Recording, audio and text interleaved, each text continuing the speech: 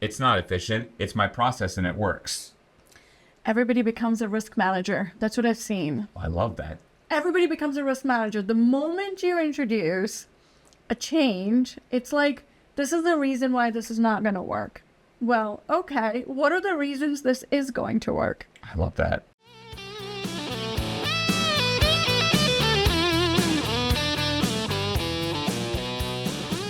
Welcome to Advisor Talk with Frank LaRosa, brought to you by Elite Consulting Partners. It's the only podcast offering unfiltered guidance and the direct advice for all things concerning financial advisors, RIAs, and the practitioners in the wealth management business. And now, welcome to the show.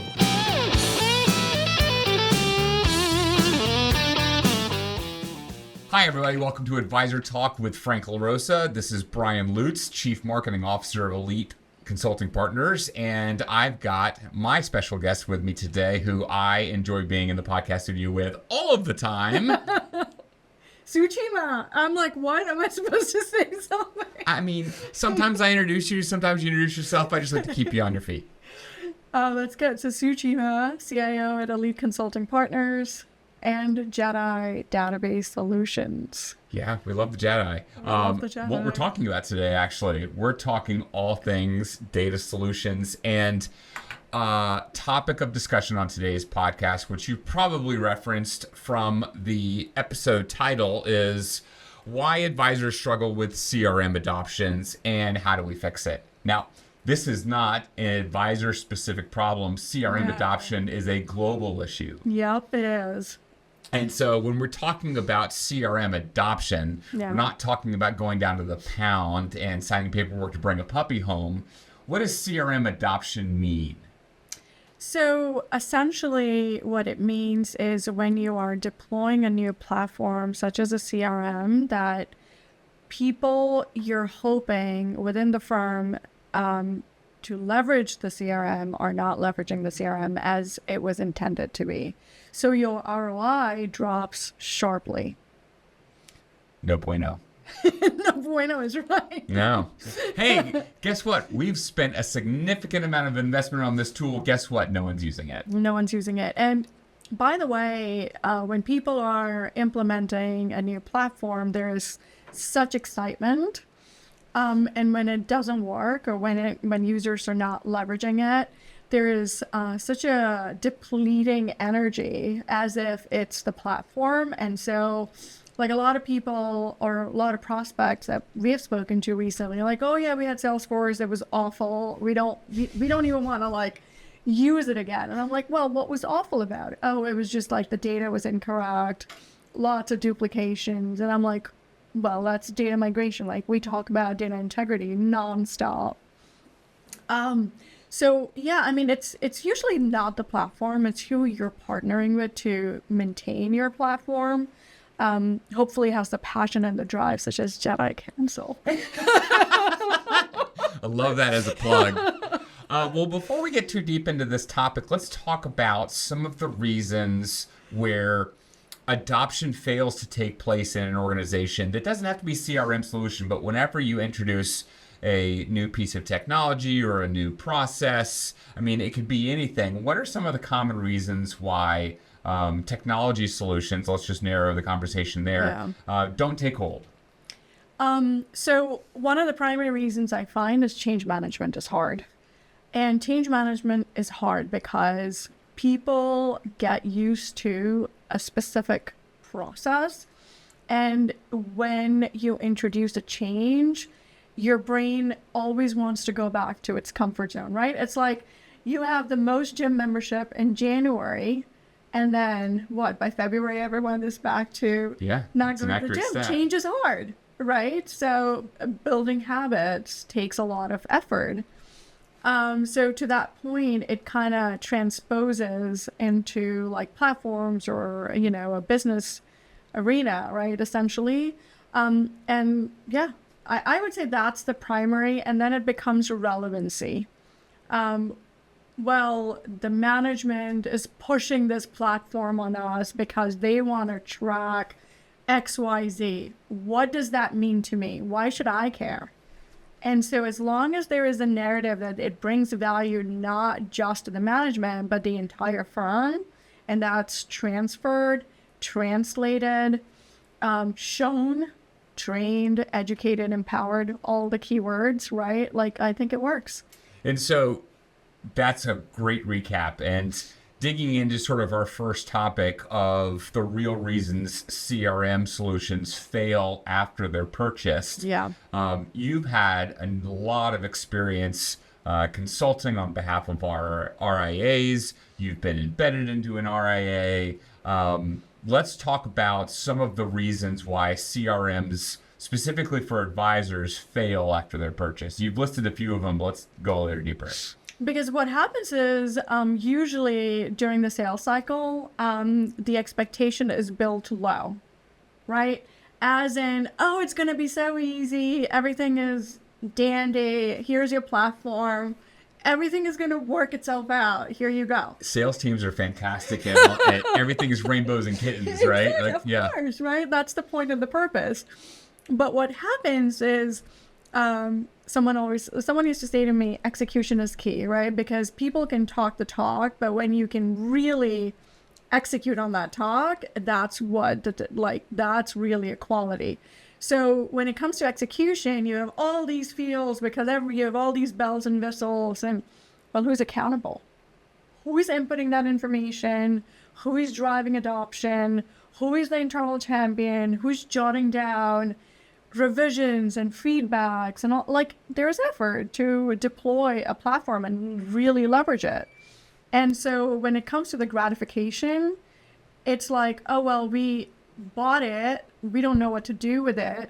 There's no gratification. The platform sucks. That's really harsh. So should there be, and you'll have to forgive me because this is immediately where my mind goes. Yeah. Should there be a strategy behind the implementation so there's alignment on the business objective of what a CRM is supposed to be providing value on? So I often say to any consultants or, our team members, right, like defining success criterias when you engage with a client or a firm is key, right? If you don't know what the deliverables are, like it's all dandy, right? If you're implementing a new platform, the adoption is a variable that should be considered not only by the firm. The consultants are like, oh, well, if you're not mentioning adoption, I'm not going to mention it, right? Like, okay, I'm going to deploy it for you because, right? So, I mean, we had a prospect call recently and, big firm, Salesforce, spend tons of money and it's like, no one's using it. I mean, what should we do? And I'm like, honestly, it's literally like what you would do in life. It's a lot of hand holding. It's a lot of like, it's okay, you can do this. It's okay, you can do this. Why don't you try it this way? Why don't you try it this way?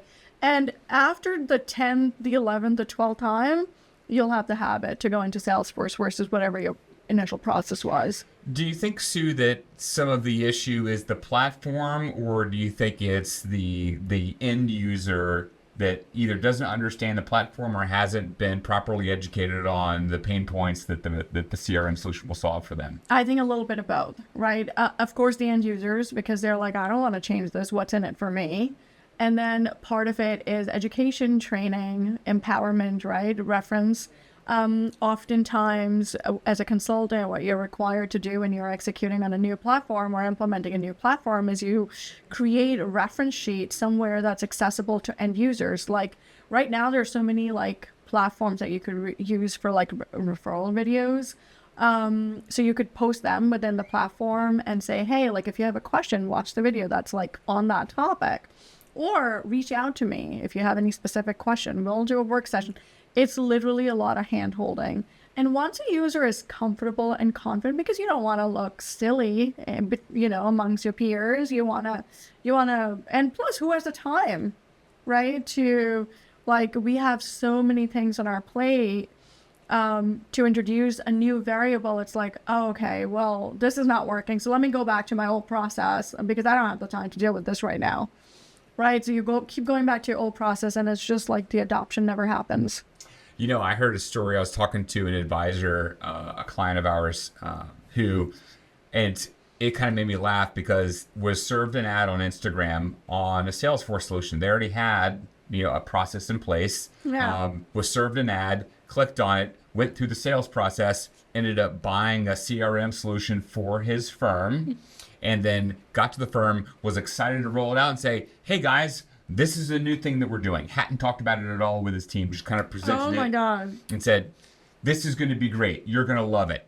Those were the requirements. Yeah. Right? Yeah. Because he saw the ad, couldn't effectively remember what all, stuck out to him. Yeah. Went through the sales process, felt heard, felt seen, had, received a number of benefits from the sales team and goes, that's it. I'm in. Let's go. This is going to change my practice. Right.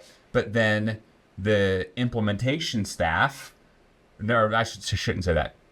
His staff at the practice, were kind of blown away. Yeah. Now, rightfully so, they were using Excel documents to kind of track information, which is easy and is something to do. But to your point earlier, where change management is difficult, it's a process that worked for them. Right. And they were executing on it. Right. But when they come in and they bring this CRM solution, all of a sudden it's, now we need to teach you to do this, and then we need to implement it. And the implementation didn't go perfectly, which is why they were talking to us. Of course. Because they wanted us to help them implement the solution, because he was locked into a 2-year agreement. Oh, God.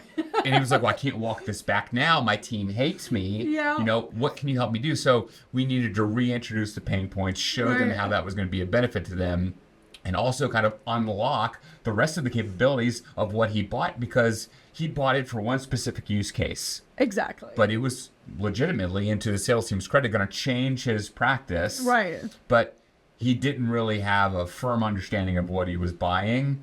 Just knew that it was cool because he saw it on Instagram. You highlight something so important, and it's cool to kind of outline it or emphasize it. I think oftentimes the decision makers are not the doers, right? So you meet a sales team, you have the power to say, I have the money, let me buy this platform. But you oftentimes are not the person who is going to actually be on the other end, taking the information down. And so I had a client who, this is another element, I suppose, who implemented Salesforce, and they designated a senior person within the firm to execute on that implementation, like an internal champion. Mm-hmm. Well, lo and behold, this person was not very much liked within the firm. Oh, no. So what happened is, just at a, they didn't want to make her seem good, so no one wanted to adopt it. Oh. So, it's so many, you don't realize there's so many soft elements at play within a firm when you're implementing a platform. And it's come on, it's a platform. Just use it. Right. No, it's you.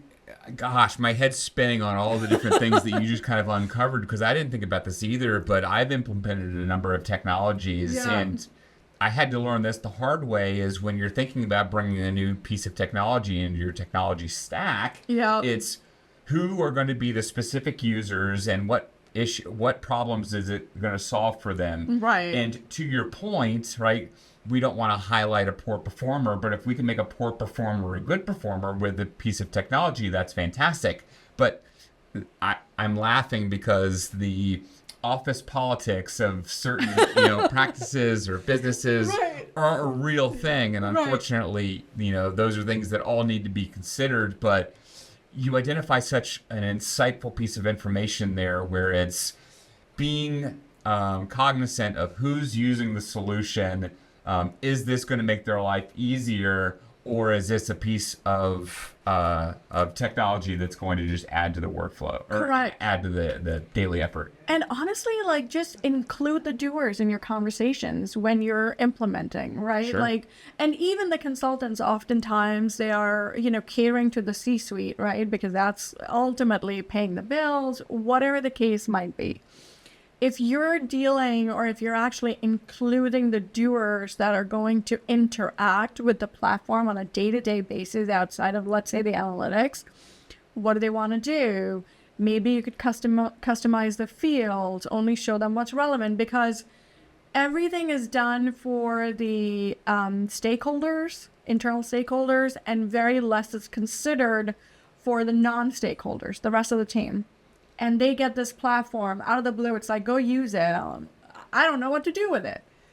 So that's actually where a perfect segue into topic number 2 of the gaps in CRM rollouts, right? And these are often the things that no one talks about, Right. where you don't include your staff. And so when the decision is made to bring on a new CRM solution, the staff often just gets a login and say, okay, figure it out. Yep. And that's dangerous. That's Yeah. dangerous because that is not a good return on your investment. Absolutely cater to the stakeholders, but consider the team, the doers, who are going to be inputting the information. How do they work? How are they going to leverage? Make them feel special and connected with the platform.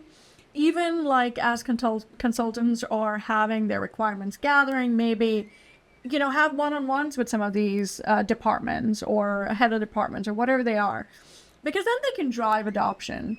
The more you empower and include, I feel the better the end result would be. So based on your experience, let me ask, for an advisor who's not using a consultant to determine whether a CRM solution, regardless of the CRM solution, if an advisor themselves are considering purchasing an additional or a CRM solution for their practice, at what point do they need to engage their staff and gain their input to make a decision on what's going to be the best fit for them?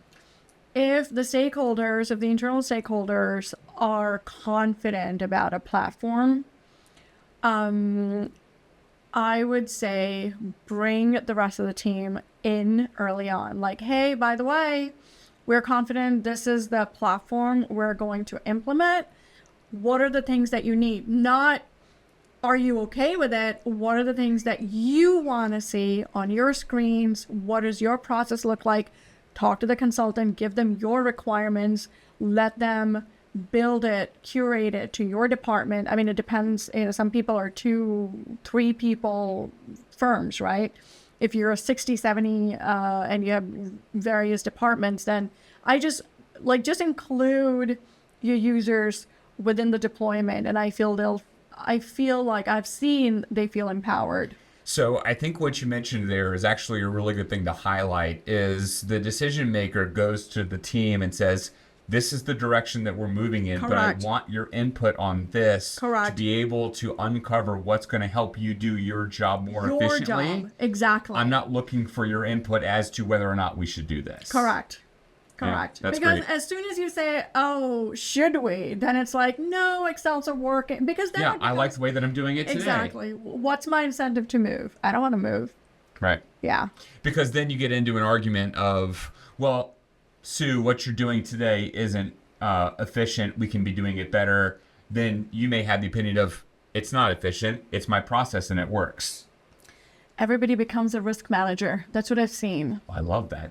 Everybody becomes a risk manager. The moment you introduce a change, it's like, this is the reason why this is not going to work. Well, okay. What are the reasons this is going to work? I love that. Right? So let's talk about how to fix that, right? Yeah. How do we ensure that the team is going to utilize the system? What are the different tricks or tools that we can use to gain, not necessarily approval, but gain buy-in before purchase? I think this is a great question for you. You know why? Because it appeals to the human psyche. Oh. It really does. It's inclusion. I am inclusive. Yeah, like it's inclusion. Like, don't make them feel like they're on the outskirts and like they're not part of the team, that this is just kind of thrown onto them. Make it so, you know what, the RA that I worked at, it was so funny. The RA that I worked at, I told you, there was a little bit of a lack of adoption. So the managing partner there said to me, he's like, hey, we invested, this is the platform we'll stick with. Like, what can we do? I'm like, ugh. He's like, let's give them. He's like, after 6 months, he went to all the CRMs within the relationship managers. He's like, if your team can show me at the end of 6 months that you have all your client information within your CRM, within the CRM, I'll give you a bonus. Oh. Guess what happened? I bet you they all had it in there. It worked. And guess what? They used it for 6 months. Now they were used to it. Yeah. That actually, you know what? Now that you say that, I've worked at a firm where my boss did that for me. Yes. I can remember that specifically in an employment agreement where it's just like, if you get all of this stuff implemented before this deadline, there's a performance bonus for it. I'm like, he got me. And because you know what? You better believe I did it. Exactly. I'm incentivized by cash. Exactly. So guess what? What isn't it for me? Answered right away. Yeah, 100%. Top of the list. And I'm not saying, listen, not every firm can do that, and it doesn't have to be a grand scheme, but hey, like if we're able to deploy the CRM, let's take the firm out to a lunch. I don't know. Let's get lunch and celebrate that we have a new system in place. Well, and you asked me like my thoughts on this. I consider myself a servant leader. Like I read servant leadership a whole bunch of different times, and there's a number of books on servant leadership, and I take pride in knowing how my team likes to be rewarded, I see that. How they like to be criticized, how they like to be trained, how they like constructive feedback, right? So I approach my team very differently. Right. Where if I'm bringing on a new solution, I may go to one team member and I'm like, hey, listen, I challenge you to put all of your information into this CRM before the other people do, and if you do, then I'll call you out for it, publicly in front of the team, because I know that works for that specific individual. Second individual, not competitive at all. Right. Not a single competitive bone in their body. Right. But I went to them and I say, hey, listen, I know that you've been telling me that over the past couple of months, you really struggle with being able to do this and this and this and this in 3 different platforms.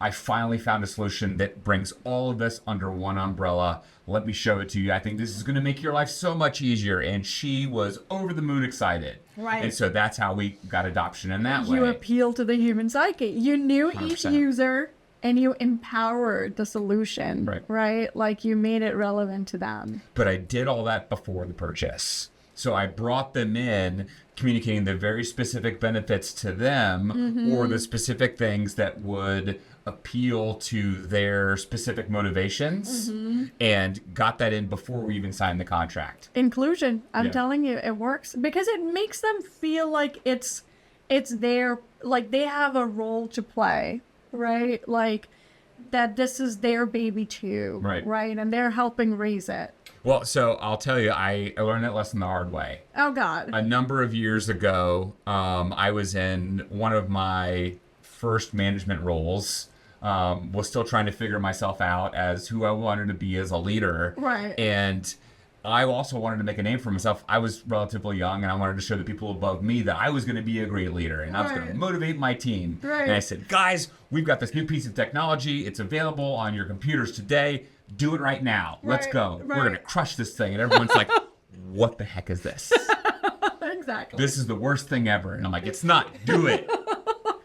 I love it. You must love it too. Exactly right. Guess what? It didn't work. Yep, it doesn't work. It doesn't. Failed, because you know failed what? Experiment. Fear only works in the presence of the one who's creating the fear.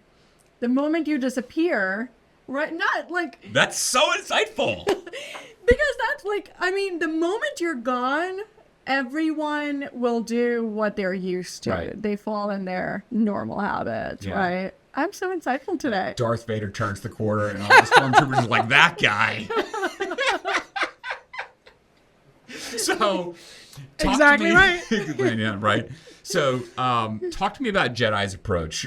So, when a client comes to us, what's the approach that we take with onboarding a new solution and then making sure that adoption continues beyond implementation? You know, it's a cliche statement, but I'm going to say it anyway.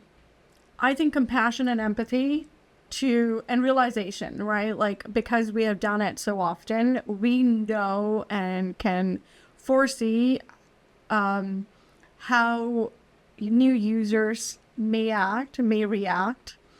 And then we'll be like, there isn't a reaction because you're like, okay, I expected this. Not a problem. Understand. Let me walk you through this. Let me walk you through. And that, like, what I've seen is if you do it 10, 20 times, they feel heard. They feel seen. And this is the soft skills, right? Like, there's a system, but it's connected to humans. So, like, the human element has to be part of the deployment of the system. So, yeah, it's hand-holding. It's hand-holding. Like, I get it. Not a problem. Let's walk through this. And then, because people get flustered, right? They don't have the time. They have, like, all these impeding tasks that are, like, we all have it, right? Like, we have thousands of meetings in a day, thousands of paperwork. Then you have, like, to document everything that happened in a meeting, right? It's a lot of work. And to then, like, every time I do an implementation, I'm told, by the way, these people have a day job. Right? Yeah, it's a good reminder. Right? And by the way, these people have a day job. And I'm like, okay, I get it. Like, imagine if we, if we at Elite were bringing in a new platform and all of us had something else to do. It's like, whoa, really? Right? And then you walk in their shoes for 5 minutes. You're like, all right, I get it. I know where you're coming from. Let's walk in it together. We'll be okay. Yeah. Yeah. Yeah, no, I think there's definitely something that needs to be said about having the experience of implementing and executing a new CRM rollout for a client before doing it yourself, being in that shoe and having someone rolling it out for you so that you can effectively tell someone, this is what you need to be aware of. Right. These are going to be the pain points. You know, it's like why you always want your mother in the hospital room with you when you're giving birth for the first time. You want someone who's been through it. Exactly. Hey, listen, this isn't going to feel Experience good. counts. It's a short term. Yep. You know, yeah. It's going to be great. Yeah. And so at the end of the day, like, you know, these are people. They want to use the system. They want to be efficient. They want to be productive. They want to make more money. Just sell that story. Just make it visible to them. Right. Yeah. And so if an advisor is considering a rollout for a CRM or just wants to talk through what the options are out there and get a roadmap for how to approach this in the right way, what should they do? Call us. How do they get a hold of you? Sue Cheema at EliteConsultingPartners.com. Find her on the website, JEDI@datasolutions.com. Find her on the Instagram. Find her on the YouTube. And honestly, guys, if you're watching this on YouTube, you can ask those questions directly underneath the video here below. Our team is very quick to respond and get back to you, but we can also set up a call directly from those channels as well. So don't hesitate to reach out. I know that this is a complicated and often emotional decision that you have to make because it is a big expenditure, but it doesn't have to be a painful one. It doesn't have to be a painful one. We're here to hold your hands. Awesome. Well, guys, hope you found this helpful. Thanks as always for listening. Enjoyed speaking with you today, Sue. Oh, and happy holiday coming up to everyone watching, hearing. Right. Yeah, we are recording on July the 2nd. We've got the nation's birthday coming up. So 249, as Ben was saying. Next year is a big one. 249, that's right. Yeah, next year's a big one. I know. So we're just outside of Philadelphia, and the state of Pennsylvania is going to have quite a year next year. I know. We've got the World Cup coming. We've got the PGA Tour coming through. There's a lot happening. So. We should host a big JEDI event. Hey, not for nothing, but you know what else happens next year? What? Elite Consulting Partners turns 15 years old. Oh, look at that. Today, actually it was yesterday, so apologies on that. Yesterday, July 1, Elite Consulting Partners turned 14 years old. Milestone. So, yeah, next year, a big year. But that's not what we're talking about. We're talking about CRM adoption. And if we can help you, let us know. Thank you so much for listening. We'll catch you next time. Thank you. Thanks for listening to Advisor Talk with Frank LaRosa. If you're looking for more advice or solutions on any topics relating to the financial services industry, or just want to subscribe to our podcast, head on over to eliteconsultingpartners.com/podcast.